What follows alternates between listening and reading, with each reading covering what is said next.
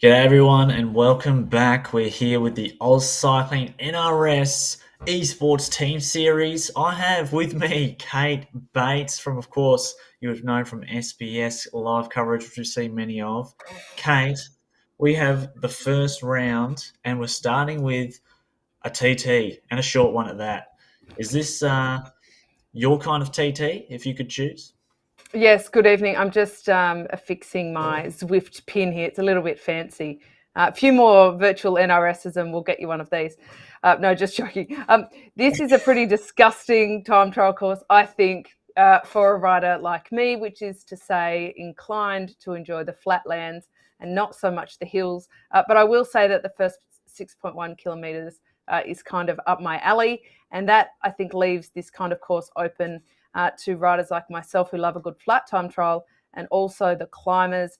I reckon that might mean we see a bit of diversity around the bikes used as well. I certainly would go for a flat and fast bike with a disc wheel and then just suffer up the climb. I think there'll be some people choosing time trial bikes and some not. So, yeah, a bit of an interesting way to kick it off, don't you think? Yeah, definitely. I think if we were doing a tandem, you and me, Kate, you could do the flat part, and I would take the hill part for sure. Because Yeah, I mean, that, do I get to jump off at the bottom and you just finish yeah, it yeah, on your yeah, own? You don't want to have to yeah. carry the dead weight up there. So we'll No, work on not that plan maybe.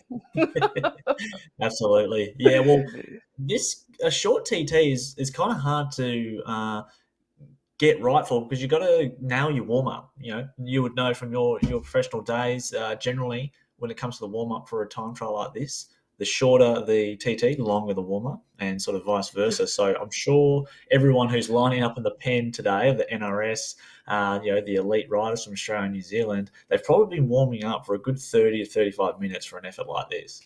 Yeah, absolutely. They need to. Let's take a bit of a look at the map because I think that that describes pretty well in pictures. Mm. Everyone likes a good visual. Exactly what I was going to say, talking about. I'm kind of moaning about this course, aren't I? But I do think it ticks down a little bit at the beginning. This is a little Mm. bit deceptive in terms of until the climb, what it looks like. But look at that climb, 9.6% average. And it goes for just over 2 kilometres, 2.1k. So 242 vertical metres of climbing. The vast majority of that is in those last couple of kilometres. You will want to turn up very warmed up. We Mm. actually have an interesting start list tonight, but I'm very, very excited to see Mark O'Brien on there. And I know that you would have seen his dominance on the road in real life, IRL, as we like to say. But what he has done in the Zwift world is really incredible. Whenever his name is on anything, I feel like we get some dropouts because they see it and they're like, well, what's the point? If Mark Yeah. O'Brien's there. And now he actually is the one on the start line with the quickest time on this course. He did that back in 2020 in the Shram Send It series. 12:25 from memory. I can check that when they're out on Wow. course. That is like lightning fast. And so, let's see. I think he's kind of our benchmark to watch. Can we talk a little bit, though, about the start order? Because it's a bit different to a normal time trial, isn't it? Yeah, it certainly is. I think with regards to the start line in Zwift, it's actually the sooner you enter the start pen is the I guess you start first. So if you enter late, right on 4:30, that's generally the game because then you get to go last. You've got the times ahead of you and lots of rabbits to chase, I suppose. And like you mentioned with Mark O'Brien, he actually won when they raced up here in the Esports Club Series not long ago. In fact, he didn't just win; Mm. he destroyed the field. He So smashed yeah, he as he smashed the tends to field. do. Yeah. But I'm really interested in seeing how the women go. Who's going to emerge from the women's side of it, the top? Because many of the women who are signed up today don't have Zwift Power accounts, so I think they're new to Zwift. So Yeah. unknown. Now, it's an interesting one. Now, last time we were up here from memory, it was Katie Banerjee who smashed Mm. it in the women. And at the time, I wasn't too familiar with her racing. I then DS'd for her for the Aussies at the World Championships and had the absolute privilege of the lead in with all of the riders and chatting to them. she's just one of the best personalities I've seen. Now, I hark back to her. She's not out there tonight, but we may see the emergence of some new Zwift talent, because that's where Katie started her esports journey. And we may see that again. So even if we don't necessarily know the names, as you know, the immense amount of power that we have in terms of the data that we can see, we'll be able to tell pretty quickly how much chop these riders are. Yeah, absolutely. We're going to see a split of two halves. We're going to see basically the same amount of time is going to be spent on the flat to also on the climb. So it's going to be really, really interesting. And I'm hopefully going to unearth maybe some new talents who perhaps, after signing up to Zwift and doing this, completing this team series and maybe winning, they might even sign up for perhaps the Zwift Academy later in the year. And, get up there in the finals like Ollie Jones and Sam Hill have, who are both entered today. Yes. Oh, gosh, I'm a big fan of Zwift for talent ID and Yeah. for getting new people into the sport. And also people like Justine Barrow, Katie Banerjee, who are just exceptional athletes, but they don't have the access to, like a normal career because, they've got lives and careers Yeah. and children and all that sort of thing. And so I do think that this just provides kind of more access to some really incredible athletes. And when the pictures do come in, I am very interested to see, and I'm going to keep you on close watch for this, who's chosen to line up early and get spat off that conveyor belt early versus who may have waited. And hark to the producer, we've got Anna Russell in production tonight, the indomitable Anna Russell, and we might borrow your whiteboard later in the series, Anna, to analyse some things. But we'll see if we can get a shot of the conveyor belt at the beginning if we can. Now, this is Sam Hill we've got out on course, Jethro, and he's got to come in as one of the smoking hot favourites, right? Oh, he does. He's going to love this flat section. We know Sam Hill. He is a big unit, big, strong rider. He will love this flat section where he can use his absolute power to try and gain as much time on the Mark O'Briens, the smaller riders, as he can before he hits those steep sections. But it's interesting, Kate, that he's gone out first. So he was first into the pen. Well, and also, if we're seeing it right, Ben Hill is just has started after him. So that's an interesting one, isn't it? Now, for anybody watching at home, you can also log into Zwift Power and take a look and look at how they're doing from a live perspective, and that's always fairly interesting. But I can tell you that Sam Hill has gone out like he's been shot out of a rocket. And I feel as though there's going to be a lot of lactic acid building in the legs, which may get somewhat less pleasant, can we say, by the time he hits the bottom. But look, he's going nearly 50 clicks an hour. His heart rate looks not too bad. I think we've already ascertained, Jethro, that you're a few years, maybe decade younger than I am. But when you see the riders who are over 30, you often see quite a different heart rate profile than you see with some of the young riders. And so when I was first watching them in game, I was quite concerned some of them were about to have a coronary event. They were so high. But equally, sometimes we can see them sitting in the mid-160s to mid-170s, and that's max for them. So if you know Sam Hill, you'll know that his threshold is around the 175 mark from memory, where I've seen him at. So he is certainly giving it a fair bit of stick here. It looks like Ben Hill's losing time, is he? Yeah, 4 seconds. He is losing time. He's got those nice shoes on too. I think they were the. I'm not sure what. I remember unlocking them just recently. They're a great little shoe, but yeah, the heart rate's an interesting one. Some of the juniors that I work with here in WA often tell me what their heart rate is mid-session, and I've heard 215, 220 at some ends of some big sessions. But yes, as you get older, your heart rate does come down a little bit. But Sam Hill motoring along. It's, I guess, Ben Hill. Well, what club is Ben Hill ride for? He's riding for the CCS cycling team, and they've got good representation today. 6 riders on the line, but Yeah, there's also something to think about, Kate, and everyone watching. You've got to remember the bike makes a big difference on this course, and it's kind of a hard one to choose because there's time trial frames that are really good for the flat section, but not so good on the hilly section, and vice versa. So we can Mm. see here that Ben Hill, he's opted for the Canyon Speed Max, which in fact is the quickest TT bike on the flat, but it's not the quickest on the uphill. So he's obviously trying to make most of his gains on the flat section of the course, which he doesn't have long left because I think it's about the 6 kilometre mark. They hit the steep slopes. Yeah, I fully endorse this tactic. This is what I would do. I'm not sure about the visor. I can see Anna Russell in the production booth shaking her Yeah. head. I actually can't visually see her. I just know her well enough now to know that she'd be shaking her head at that. But those shoes are very cool.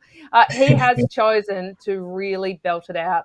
I Mm, think both of the Hill brothers have probably chosen that tactic, to be honest, based on their split times. yeah. Um, and I think it will be interesting. So I believe there's 10 seconds between each rider, not the Mm, 15 that we thought. Now, if that is the case, looks like Sam Hill's putting a little bit of time into Ben, which is interesting given the setup that we're looking at. There we do mm. have Ben Hill on screen. We also have the live metrics, which is really cool, isn't it? So 5.4K, that's how far in, not how far to go. So remembering that it's 8.2K, yes, you're right, at about the 6 kilometre mark, 6.1K mark, he hits the climb. So let's see how he goes there. Now, over on the right, we've got Zwift one and only, Carly Taylor.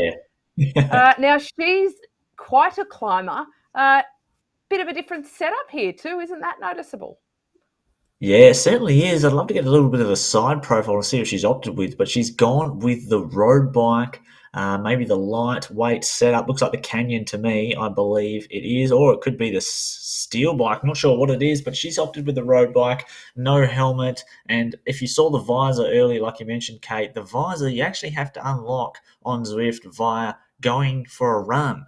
So Mm. Sam Hill has actually been doing a bit of running. Unlock the visor, then you can wear that in game. But Carly here is starting to hit the slopes of the climb, and her bike would be loving it. The Durace 91,000 just sitting there as well. That's pretty nice. I'd love that in real life. But Carly's pushing some big watts here, 4.7, getting close to the 5 watts per kilo mark, which according to Zwift Power is around her 20-minute power.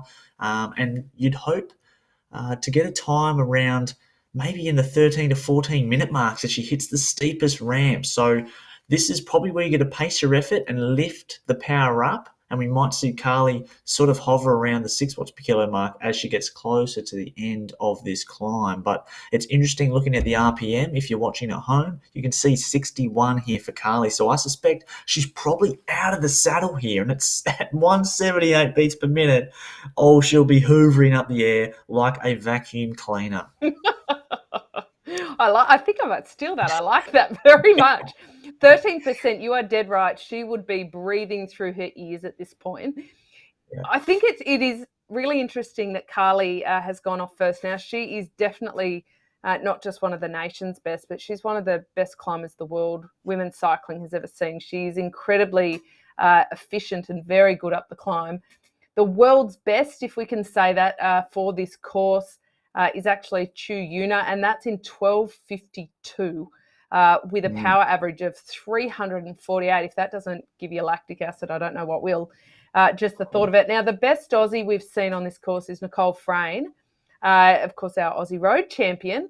I love it when we mhm. see the IRL riders in game. Yeah. Very closely followed by Sarah Gigante, and they're at 14:39 and 14:43 Wow. respectively. Now, Nicole Frayne actually did that in the NRS, the digital NRS, back in 2020. So it seems like 2020 was a really fast race for this course, but that's also bearing in mind that this course isn't accessible unless you are in a race. So we don't have people just going out and doing the segments. So I think if Carly came through around the 15 to 1550 mark, she'd be on Mm. an absolute blinder.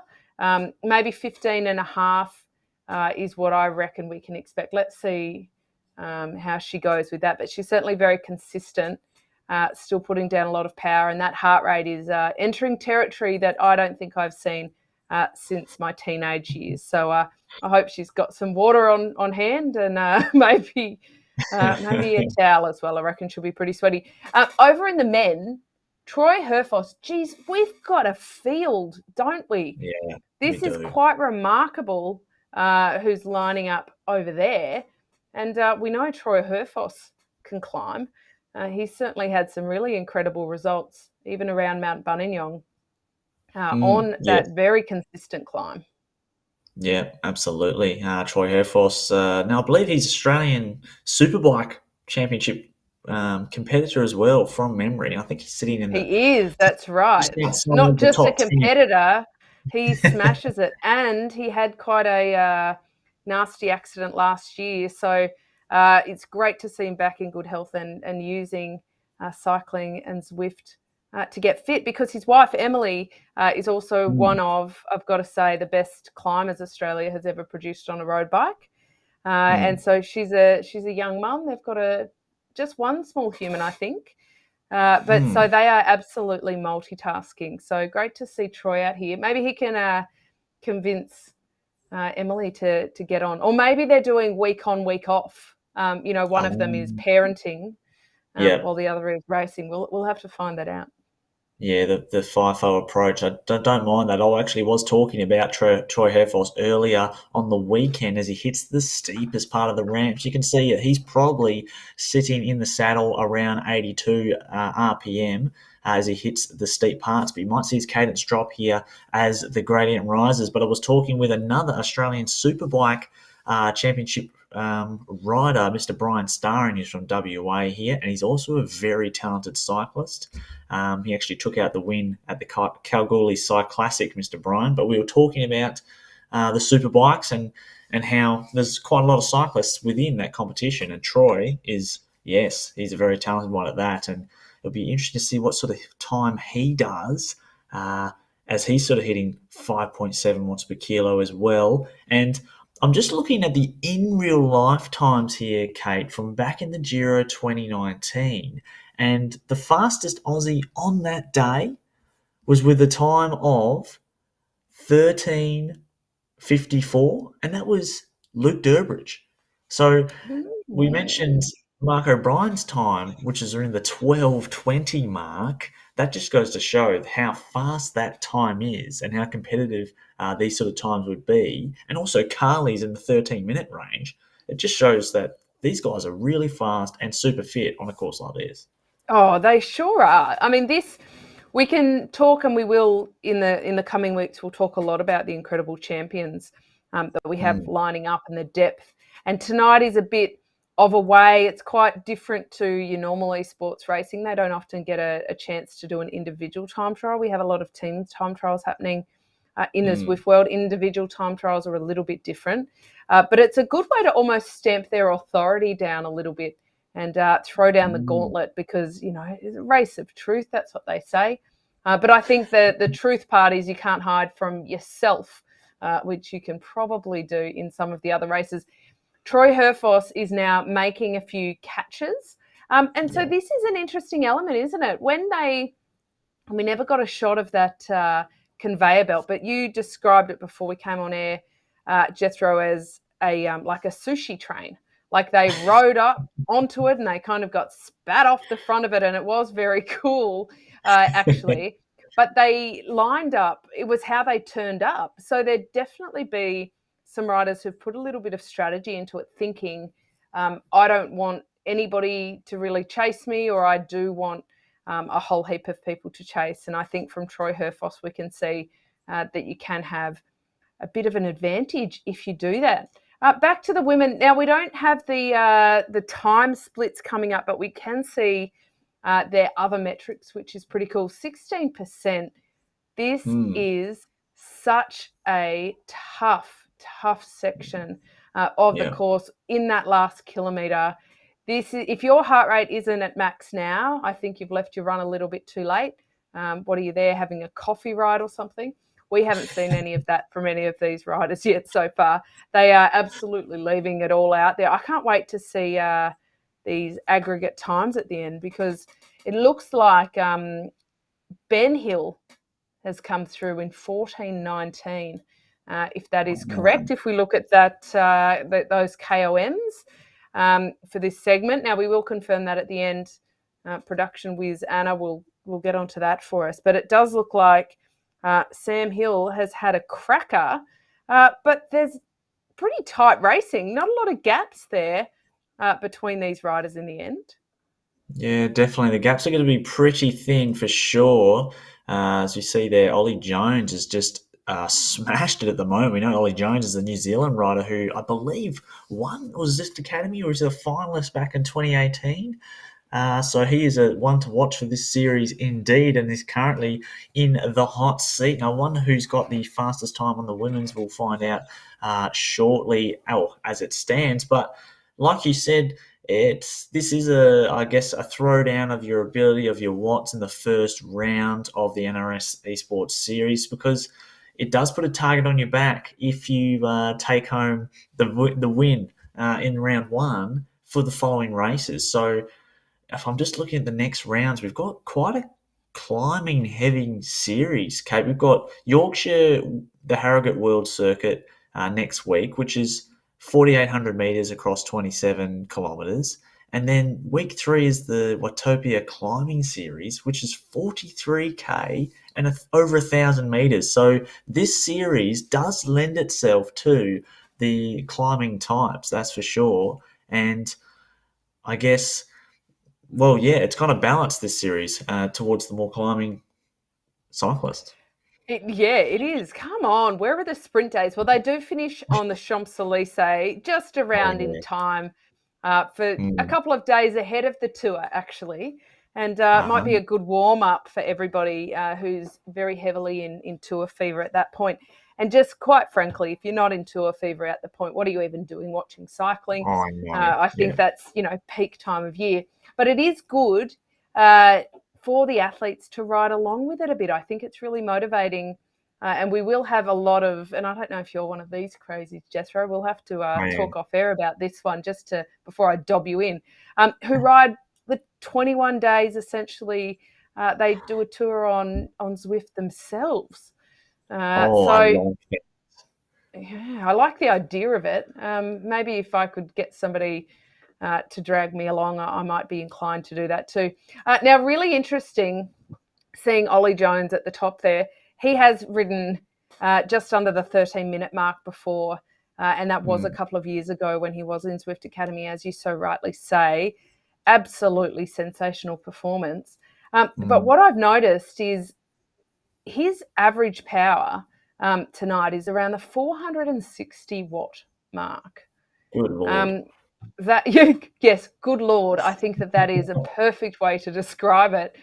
What a monster of an effort! Over 6 watts per kg average for that effort, no less. There are very, very few people in the Zwift world who can finish ahead of the Hill brothers in any kind of fashion. This has been quite a dominating one, so that is very good. But they aren't all in yet, and because there was no kind of succinct starting order, we still have some big names to come. So love seeing Torben Partridge Madsen out there as well. Mm. He's another rider who's just been absolute revelation of the esports world.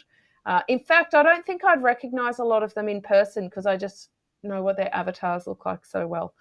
But but we can look at that leaderboard and think, oh, well, this is done and dusted, but it's absolutely not. So over in the women's, we're having the same thing. Some of those riders will have finished, but not all of them yet. Carly Taylor was our first across the line, but we're just seeing the back end of the fellas finishing here, Jethro, and there's some big names on that board. I think I noticed Crow. Was he in there as well?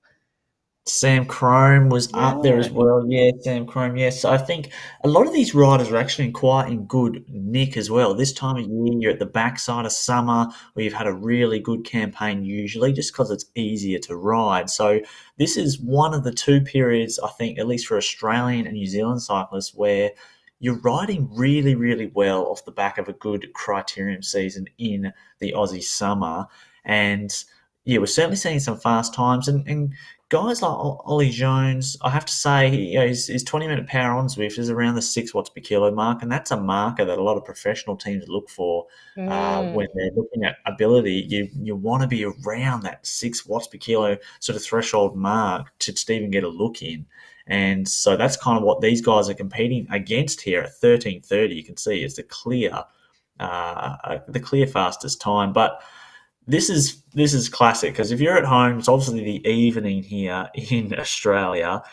Doing this kind of effort after dinner, it's well, at night time, it's going to be. You mentioned caffeine before. There would be a few caffeine gels ingested, and it'd be a long time to wind down after this. And I think a lot of the Zwifters in this competition will not just finish at this effort. A lot of them actually jump on another race after this event, as we can see um, a hill just rolling in here. So it's Are not you just this having a event. giggle at his name? You are, aren't you? You're going, a hill just finished. I do that all the time on Well, Zwift. It's how okay. fitting. That's Aidan Hill, and he is just another hill in that CCS. I'm thinking it might be Canberra Cycling Club, but I might have that confirmed for me. I'm sure somebody will correct me. People usually do when I get Mm, the club's name wrong. But you're spot on with what you say, and I think that especially Ollie Jones mm, finishing, with an average power that high is just really impressive. A name that mm. I've really noticed tonight as well, he's a little bit further down, but is Dylan Mckenna. Now, I reckon Dylan Mhm, McKenna is a rising star in the esports world. He had a mhm. really solid start to some esport racing last year, and I think if he keeps at it, we might see him in the green and gold Aussie colours in the future. So I really urge him to certainly keep going with the Yeah, racing, and it's great to see him out. Not necessarily known for his time trialling, but I'm glad that he gave it a crack. I think some of the hilly courses will really suit him in the coming weeks. yeah, absolutely. From the Nero Continental team, which we know the team has actually just gone to Belgium as well. And funnily enough, I guess this is kind of what's left of the team that hasn't gone across. But we're down to a couple of the women left. You can see there is 13 left, and we're on board with who's this Celia Cowan from the Butterfields racing team. And she's motoring along pretty well. I'm not sure what level on Zwift she is, but she's got a pretty decent setup there. Maybe less than level 33 because she doesn't have the disc wheel on, or maybe she's chosen not to run the disc. But yeah, 3.8, 3.6 watts per kilo. I think maybe she might be running a little bit on the lighter side, just keeping her powder dry before she hits that climb, because in this sort of TT, you do want to negative split it a little bit, or at least that's what I would say. Kate, would you suggest that would be I guess, way to pace the power on a time trial like this? Yes, I think that's very fair to say. And in fact, you are spot on because Celia Cowan is a level 28 Zwifter. I like to call that a Mm. baby Zwifter, which is doubly relevant given that she is under 20 years of age. So Oh we wow, can also yeah. call her a junior burger. I just feel like everything I Junior say is kind of burger. highlighting that I'm not a junior burger anymore. Alas, on we move. Now, she has Yeah. climbed enough to have got the Tron bike. But Oh, for anybody who has done it like myself, and the Zwift community riders have already mocked me for this one, Jethro, I forgot to hit the sign up button for that oh, one. So I passed my 50,000 metres, felt very offended that I didn't have my Tron, and have almost in protest refused to do it since. So yeah. I don't know if Celia has got access to the Tron, but she's certainly done a solid crack of climbing on Zwift, and I reckon she's pretty comfortable on this lead in. And once she hits that climb, I think we might see her really throw it down a little bit. But again, quite a young rider, so it's great to see some of the juniors using this as development. Lucinda Mm, Stewart is another one that's out there. She yes. is just an absolute superstar in Mm, real life on both the road and the track. track, I yeah. think the cyclocross world is probably happy she doesn't have a cyclocross bike. She would make some trouble for people there too.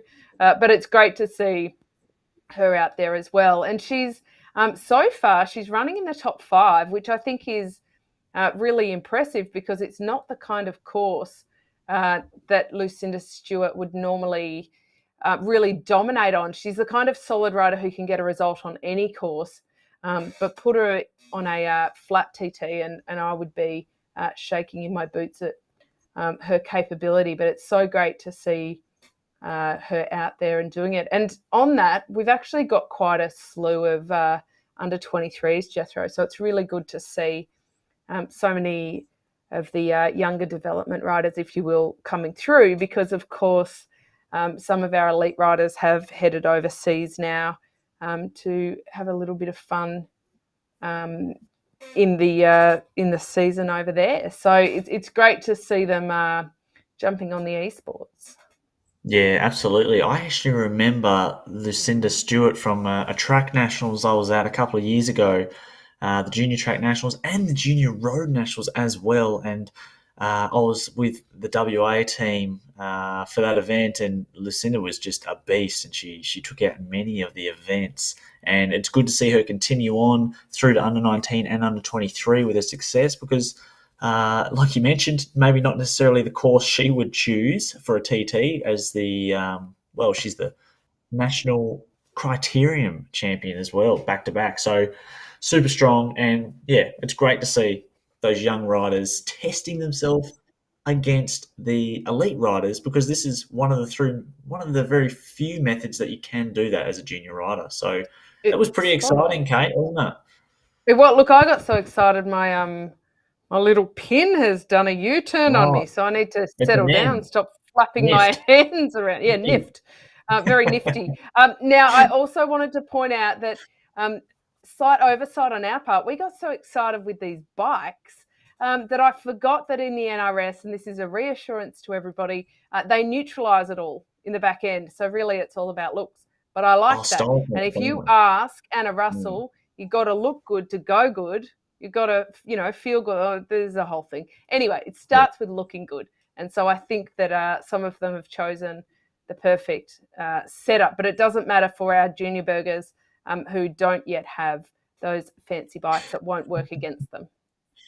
Yeah, I'm a little bit disappointed we didn't see the Buffalo bike, but points to Ben Hill for the visor and extra points for running because, well, that's just hard. I think we need a style category. I mean, if it's legitimately just about how you look and there's no performance value, there has got to be some kind of style points awarded Yeah. for that. Now we will get the results up when they come through, Mm. and the men's results I believe are coming up now. Oh, look at that. We've got Connor Reardon, who's taken third place. Ben Hill in second place for the CCS cycling. And then Ollie Jones for St. George Illawarra cycling team taking out the win. So Ollie stamping his mark early on the men's field and putting the marker on him, Kate. Yeah, now that's interesting. And we've been doing a lot in Zwift community with the Aussies in the APAC, the Aussies and the Kiwis, and we've had some really interesting racing and results. And so this is not too surprising, I've got to say. But Ben Hill, massive second half because he was losing a little bit of time to his brother in that Mm, first half. But it has been very impressive to see what he did there. But Ollie Jones, that was just sensational. I mean, that was incredibly impressive. And what it may mean for Ollie Jones is that next time they are out on course, which is on the 21st of June, when they're heading around Yorkshire, and that is the Harrogate World Championship course, mm. dare I say nobody's going to let Ollie Jones get even a metre off the front because he would be quite formidable to try and chase down. Yeah, Certainly, and it's actually a good result for St George Illawarra because remember this is a teams competition and it's a combined points from all the riders that go towards the team score. And Connor Reardon is also representing St George, so they've taken 400 points for that podium, and I wonder if it actually goes all the way down to 20 points as well. So that's a big start for St George as well on the Zwift Esports NRS series. It is, and it will be interesting when they're racing as teams, and an interesting result over in the women's as well. Yeah, we've got Carly Taylor, of course, from Inform Make, taking a third spot and a good start to the series for her. Eloise Sandow as well from Inform TM Make, taking second place. And then Chelsea Holmes. Now, Chelsea, I'm just checking to see which team she rides for.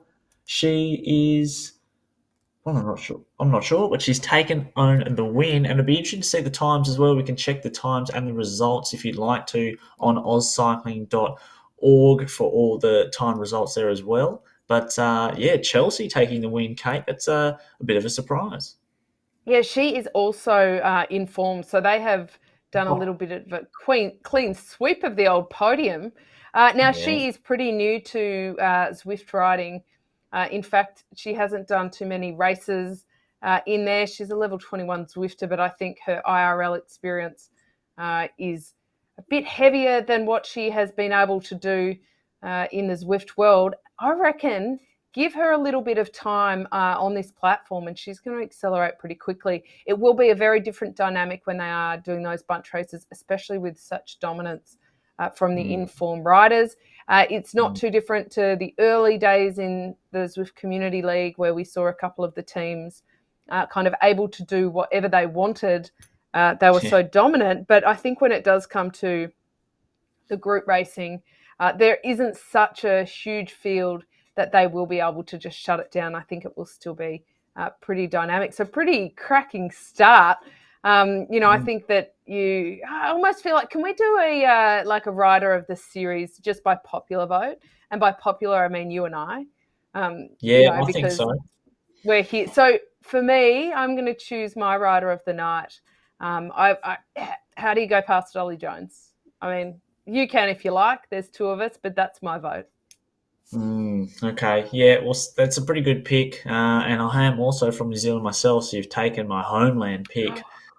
Can't believe it, but I'm going to have to go with Sam Hill just on the visor and the shoes. I was pretty happy with that setup, but you know, Kate, I'm really looking forward to the road racing coming up because unlike the club series, where yes, they were racing in their clubs, which we saw in the last 8 weeks, they also had their own Zwift teams as well, like your Aeros and that sort of stuff. But I feel like the racing in this series is certainly going to be a lot more team dynamics. There's going to be more of it because they're racing in their in real life teams. It holds more clout, would you say? So I we might would get to say see yes. some breakaways, some lead outs for the big sprinters. It's going to be really cool. Yeah, I think you are right. And in the women, I have to give it to Eloise Sandow. What a fantastic Mm. ride from her as well. And what a great way to start this whole series. I think that a bit of a tough start. Thank you, course designers. Wes Salzberger, I'm looking at you. But we do have some pretty excellent weeks coming up. So I think that they have really set the mood for what's going to happen over the next month. Yeah, absolutely. We're looking forward to it. So back in 2 weeks' time, everyone. If you liked the course today, and if you maybe go out and have a crack when you next see it on the event list on Zwift. But we'll see you guys in 2 weeks' time for Worlds Yorkshire and Harrogate. It's going to be pretty exciting, Kate, and I'll see you there. We'll see you then.